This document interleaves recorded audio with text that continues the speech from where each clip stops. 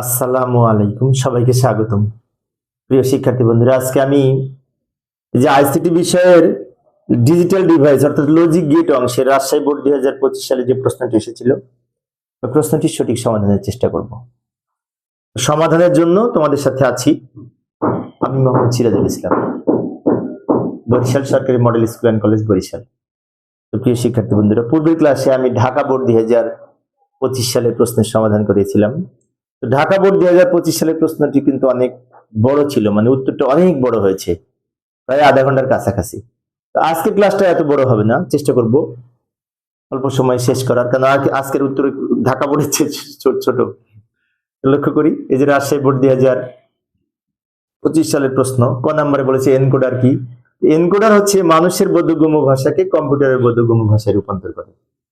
যে বর্তনী বা সার্কিট মানুষের বোধগম্য ভাষাকে কম্পিউটারের ব্যবহারযোগ্য ভাষায় রূপান্তর করে তাকে এনকোডার বলে। এনকোডার কি করে? মানুষের ভাষাকে এনকোডারের মাধ্যমে কম্পিউটারের ভাষায় রূপান্তর করা যায়। যেমন মানুষ বুঝতে পারে, কম্পিউটার বোঝে না, কম্পিউটারকে বোঝানোর জন্য এটি বাইনারি কোডে রূপান্তর করে, ওই কাজটা করে এনকোডার। এই অক্ষরকে বা বিভিন্ন মানুষের বোধগম্য ভাষাকে শূন্য এবং একে পরিণত করে, বাইনারি কোডে রূপান্তর করে এনকোডার। অনেক শিক্ষার্থীর মনে হতে পারে ক নাম্বার যদি আসে তাহলে কি চিত্র অঙ্কন করে এইভাবে লিখবো? না, ক নাম্বার যদি আসে এইটুকু লিখলেই হবে। আমি মূলত একটু বুঝিয়ে দিয়েছি, একটু বোঝানোর চেষ্টা করেছি। আবার উদ্দীপকে ফিরে যাব খ নাম্বারের জন্য। আবার আমরা উদ্দীপকে ফিরে এসেছি। উদ্দীপকের খ নাম্বারে বলেছে 0 + 1 = 0 উপপাদ্যটি কখন 0 × 1 = 0 হয়? মানে কি, প্লাসের পরিবর্তে ইনটু হবে কোন সময়? বুলিয়ান অ্যালজেব্রার দ্বৈত নীতি নামে একটা নীতি আছে, সেই নীতি অনুযায়ী হয়। ওই নীতিটা একটু বুঝিয়ে দিতে হবে। মূলত নীতিটা কি এটা বুঝিয়ে দিতে হবে।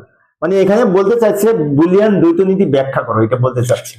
এই যে লক্ষ্য করে উত্তর খ, এখানে আমি লিখে নিলাম 0 + 1 = 0 উপপাদ্যটি যখন দ্বৈত নীতি মেনে চলে তখন 0 × 1 = 0 হয়।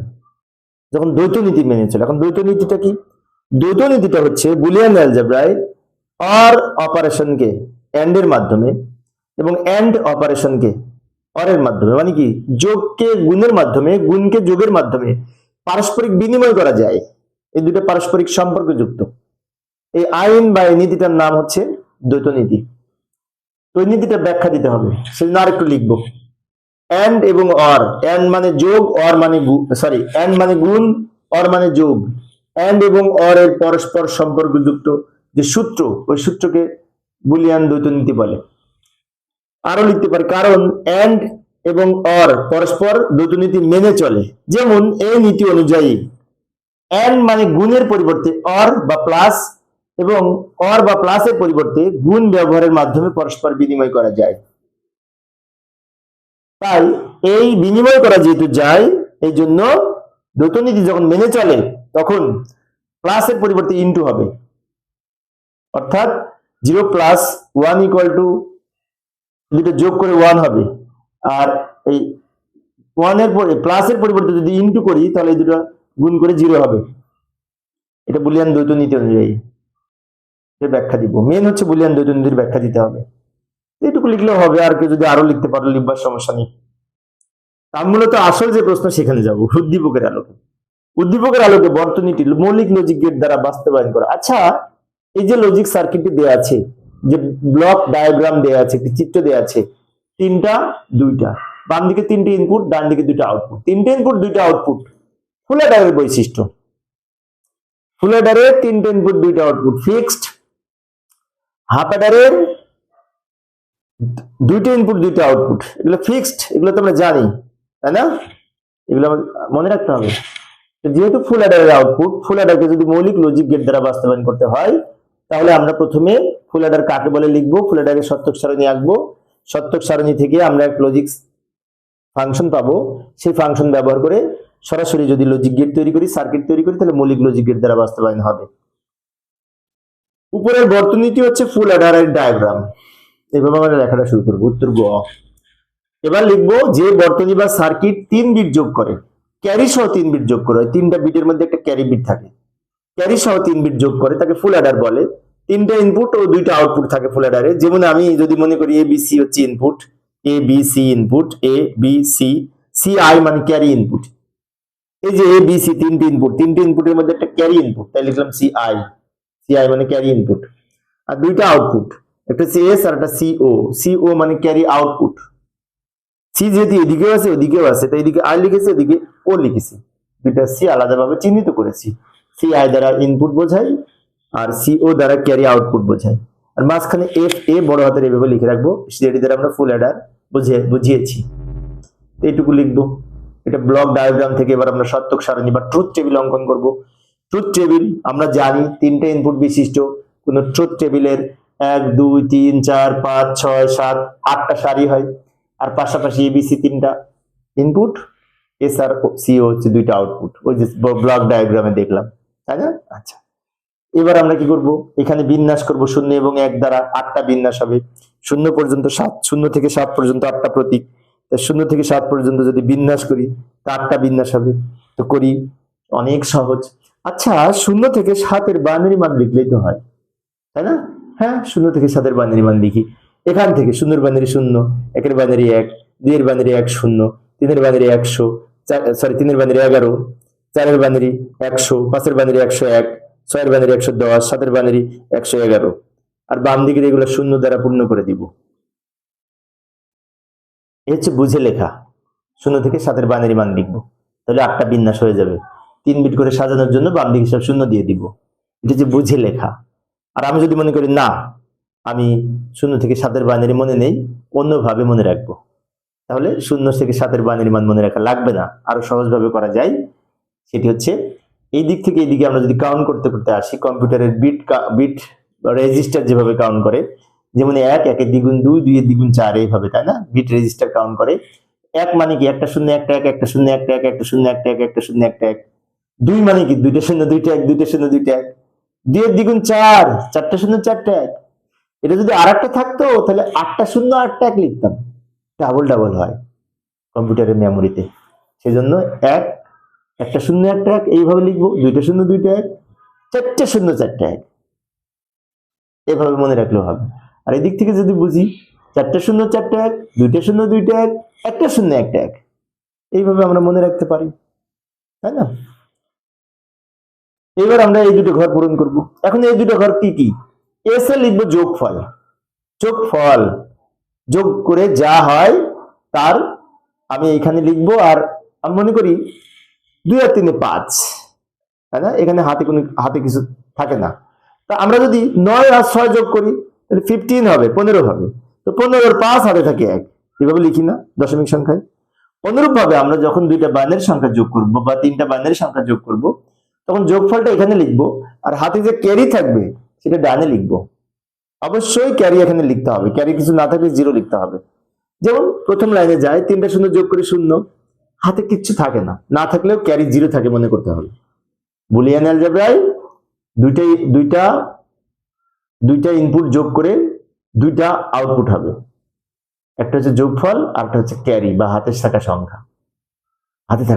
হাতে কিছু না থাকলে 0 লিখতে হবে, যোগফল কিছু না হলে 0 লিখতে হবে, কিন্তু এরকম বিট দ্বারা পূর্ণ করতে হবে। 0 0 1 যোগ করে 1, হাতে কিছু থাকে না 0, 0 1 0 যোগ করে 1, হাতে কিছু থাকে না 0, হাতে কিছু না থাকলে 0 লিখতে হবে। বারবার বলছি, মানে হাতে 0 থাকে, কিছু থাকে না বললে ভুল হবে, হাতে 0 থাকে। 0 1 1 যোগ করে 1 0 মানে 10, 10 এর 0 হাতে থাকে 1, 1 0 0 যোগ করে 1, হাতে থাকে 0, 1 আর 1 যোগ করে 10, 10 এর 0 হাতে থাকে 1, 1 আর 1 যোগ করে 10, 10 এর 0 হাতে থাকে 1, 3টা 1 যোগ করে কত?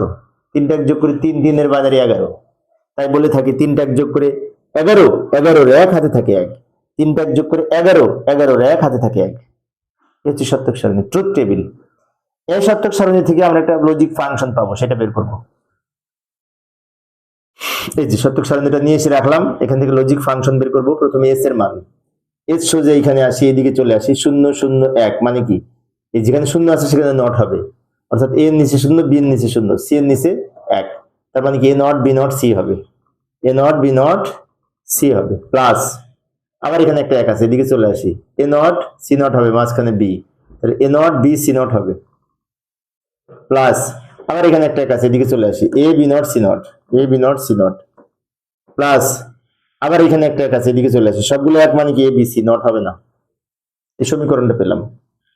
অনুরূপ ভাবে এসিও এর মান পাবো। আচ্ছা, এটার আর একটা সমার্থক সূত্র আছে, এ এক্স আর বি এক্স আর সি।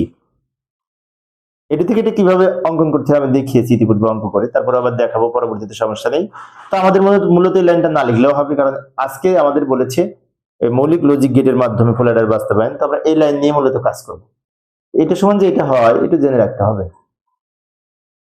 এবার সিও, সিও মানে কি ক্যারি আউটপুটে, যে এটা সমান লিখবো, এই এক সমান এদিকে চলে আসি, A not B C, A not B C plus এখানে আবার এক আছে, এদিকে চলে আসি, A B not C, B এর উপরে নট হবে, প্লাস এখানে এক আছে, এদিকে চলে আসি, A B C not, plus এখানে এক আছে, এদিকে চলে আসি, কোনো নট নাই, সব এক, এ বি সি। এটার সমার্থক আবার এটা, A B plus B C plus A C. আমাদের এই দুটো মনে সমানের দুই পাশে দুটো মনে না রাখলেও হবে। আমরা মূলত এইটা আর এটা দিয়ে এখন লজিক সার্কিট অঙ্কন করব, তাহলে মৌলিক লজিকের দ্বারা বাস্তবায়ন হবে। যাই সমাধানের চেষ্টা করি। আজকের প্রশ্নটাও মনে হচ্ছে বড়। এই যে এস প্রথমে আছে, এখানে এ আছে, এ নট আছে, বি আছে, বি নট আছে, সি আছে, সি নট আছে। এ নিলাম, এখানে নট যুক্ত করব, এ নট। বি নিলাম, বি এর সাথে নট যুক্ত করব, বি নট। সি নিলাম, সি এর সাথে নট যুক্ত করব, সি নট। এটা তো আগে নিশ্চয়ই আমরা আলোচনা করেছি, সেগুলো ক্লাসগুলো হয়তো তোমরা দেখেছো। কারণ এখন বোর্ড প্রশ্নের সমাধান করছি মানে কি বেসিক আমাদের হয়তো জানা আছে, সেজন্য একটু দ্রুত অঙ্কন করেছি। এটা এ এর সাথে নট যুক্ত করে এ নট, বি বি এর সাথে নট যুক্ত করে বি নট, সি সি এর সাথে নট যুক্ত করে সি নট পেলাম। আচ্ছা, তাহলে এই ছয়টা লাইন বলতে পারি, A A not, B B not, C C not. প্রথম কি বলেছে, A not B not C তিনটা গুণ হয়েছে, A not B not C তিনটা মিলে গুণ হয়েছে, তার মানে এই লাইনটা হচ্ছে A not B not C. তারপরে A not B C not, A not B C not, এই তিনটা মিলে আবার গুণ হয়েছে। আবার A B not C not, A B not C not, এই তিনটা মিলে গুণ হয়েছে। আবার এ বি সি, এটা এ, এটা বি, এটা সি, তিনটা মিলে আবার গুণ হয়েছে। আচ্ছা, এখন আবার এই চারটা ফলাফল আমরা পেয়েছি, এই চারটা মিলে আবার কিন্তু প্লাস হয়েছে। প্লাস মানে কি, চারটা মিলে একটু অর্গিট অঙ্কন করবো, এত বড় তো অঙ্কন করা যাবে না, আমরা ছোট করে নিব, ছোট করে নিব। এটা মিলে আমরা এখন একটা অর্গিট অঙ্কন করবো। এই যে আউটপুটটা পেলাম, এটা হচ্ছে এস এর মান। অনুরূপ ভাবে আমরা সি এর মান অঙ্কন করব, সিও মানে ক্যারি আউটপুট। সিও এর মান অঙ্কন করার জন্য এ নট বিসি, এ নট হচ্ছে এটা, বি হচ্ছে এটা, সি হচ্ছে এইটা, তিনটা মিলে যোগ গুণ হবে, গুণ হয়েছে, তাহলে এখানে লিখবে এটা।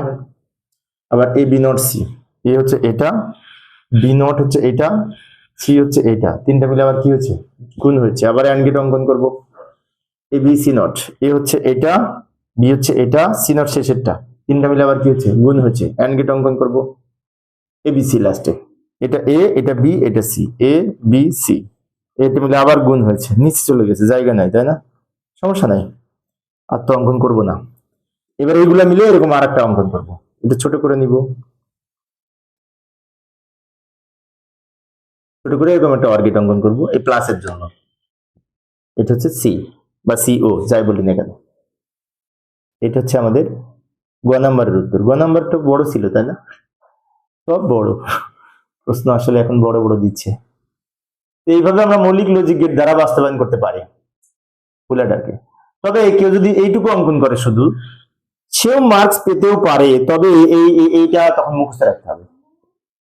আমরা তখন আর সব যদি অঙ্কন করে না করি, তাহলে এইভাবে মুখস্থ রাখতে হবে, তা নাহলে এটা পাবো না। এই জন্য সত্যক সারণী সহ করাই ভালো। আবার উদ্দীপকে ফিরে এলাম। উদ্দীপকে বলছে, উদ্দীপকের বর্তনীটি একটি ইনপুট বৃদ্ধি করলে যে বর্তনী পাওয়া যায় তা ন্যান্ড গেট দ্বারা বাস্তবায়ন করো। তো প্রিয় শিক্ষার্থী বন্ধুরা, এখানে তিনটে ইনপুট আছে, আর একটা যদি ইনপুট বৃদ্ধি করি তাহলে চারটে ইনপুট হয়। চারটে ইনপুট দুইটা আউটপুট, কার বৈশিষ্ট্য? এনকোডারের। চার লাইন টু 2 লাইন এনকোডারের বৈশিষ্ট্য। চার লাইন টু 2 লাইন এনকোডারের যে বৈশিষ্ট্য, এখন এনকোডারকে আমরা ন্যান্ড গেট দ্বারা বাস্তবায়ন করতে হবে।